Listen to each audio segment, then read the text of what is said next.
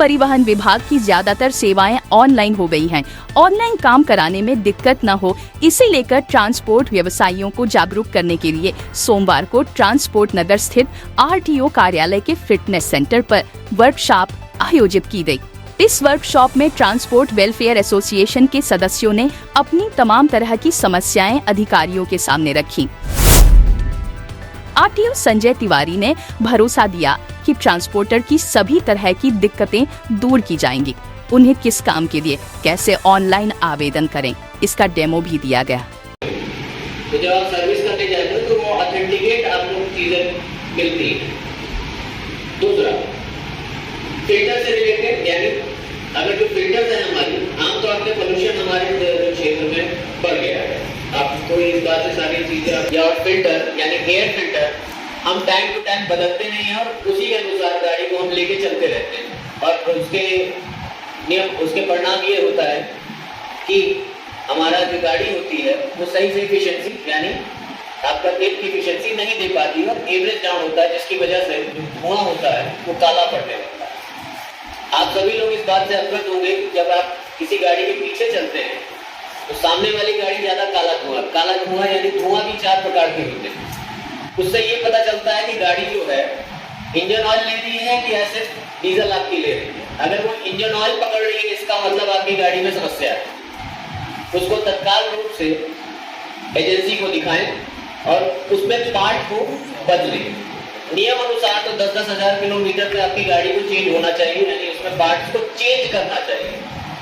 Local किसी भी प्रकार से, यानी जो लोकल मैकेनिक होते हैं, कभी भी लोकल मैकेनिक से मत बनवाएं, क्योंकि वो आपका 4 पैसा बचाएंगे जरूर, लेकिन वो आपकी गाड़ी की जो एक आयु होगी वो उसको कम कर देंगे।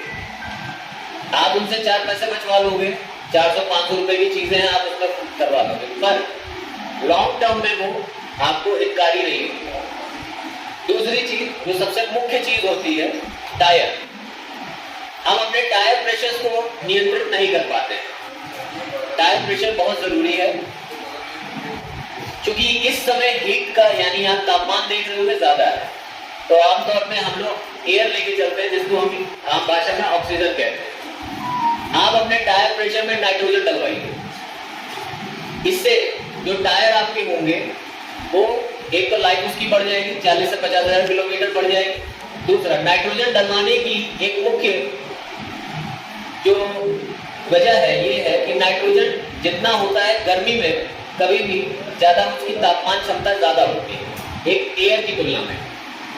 जैसे उदाहरण स्वरूप अगर मैं बताऊं, अगर आप एयर डलवाते हैं अपने टायर में तो उसकी तापमान बढ़ेगा तो वो आपके टायर से जल्दी जल्दी निकलेगी, यानी गर्म हवा होती है वो जल्दी से जल्दी रिसाव करती है, यानी आपके टायर से निकलती है। वहीं आप नाइट्रोजन अगर अपने टायर में डलवाते हैं तो अधिकतम तापमान की वजह से भी वो आपके टायर में हमेशा एक न्यूनतम तापमान बनाए रखेगी, जिसके टायर की आपकी जो लाइफ होगी वो हमेशा सदैव बनी रहेगी। लॉन्ग टर्म में जिनकी गाड़ियां ज्यादा चलती है, जैसे मान लीजिए एक्सप्रेसवे पे आपकी गाड़ियां ज्यादा चल रही है, तो वहां पे हीट उत्पन्न होता है टायर से, यानी जिसको हम आम भाषा में फ्रिक्शन कहते हैं, इंग्लिश में फ्रिक्शन कहते हैं। फ्रिक्शन की वजह से भी टायर खराब होते हैं। अगर आपको सही तापमान आपके टायर में नहीं होगा तो ब्रेक आपके सही से काम नहीं करेगा, भले ही चाहे आप कुछ इस तरीके या उच्च कोटि का ब्रेक पैड लगा के चलें।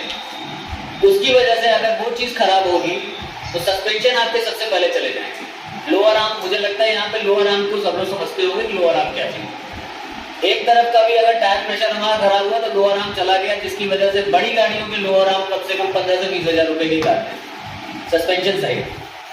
तो रख रखाव हमारे लिए गाड़ियों के लिए इसलिए जरूरी है क्योंकि इसकी जिंदगी बढ़ी है। पार्ट वैल्यू, आप बाहर किसी भी तरीके से पार्ट ना लगवाएं। जो भी नियम है, नियम के अनुसार आपकी गाड़ी में जो भी पार्ट लगने चाहिए, आप ऑथराइज सर्विस सेंटर में जाएं। 10,000 से 15, मेरे ख्याल से बड़ी गाड़ी में 20,000 किलोमीटर के अनुसार ये कार्य होता है। 20,000 किलोमीटर पे आप अपनी सर्विस को करवाएं। दूसरी चीज, फिल्टर्स आपके लिए अनिवार्य है। एसी क्लीनिंग जरूरी है। मेन चीज आपका बैटरी आ जाती है। अगर आप बैटरी में एक स्प्रे पड़ता है, आपने अपनी गाड़ी में डलवाया भी होगा, जब आप बैटरी खोल के देखेंगे उसके ऊपर कार्बन जम जाता है। उस पर WP40 से हम लगवा के उसमें कार्बन को हटा सकते हैं, जिसकी वजह से करंट की जो आवागमन है इंजन में वो हमेशा बनी रहे। इसकी वजह से अगर मिसफायरिंग की सिचुएशन नहीं बनेगी आपकी गाड़ी में, खासकर कुछ इस तरीके के तापमान में अगर आपकी गाड़ियां चल रही हैं, तो यानी वो क्षेत्र जहाँ पे तापमान ज्यादा है, यानी धूल मिट्टी ज्यादा है, वहां पे आप बैटरी की एक सबसे बड़ी एक समस्या उत्पन्न हो जाती है कि बैटरी हमारी खराब होगी या बड़े खराब होगी।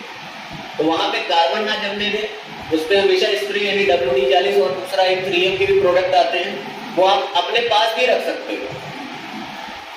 अब तो चूंकि कार्बोरेटर का ज्यादा समय नहीं है गाड़ी का, तो फिल्टर हमारे जितना हो सके साफ रहे।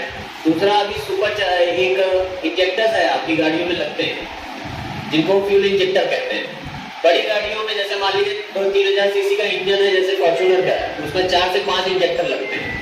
इंजेक्टर की अवधि जरूर चेक करते रहे कि वो इंजेक्टर कब खराब होगी, क्योंकि वो इंजेक्टर का मतलब हो गया कि इंजेक्टर यानी फ्यूल का इंजेक्शन इंजन के अंदर।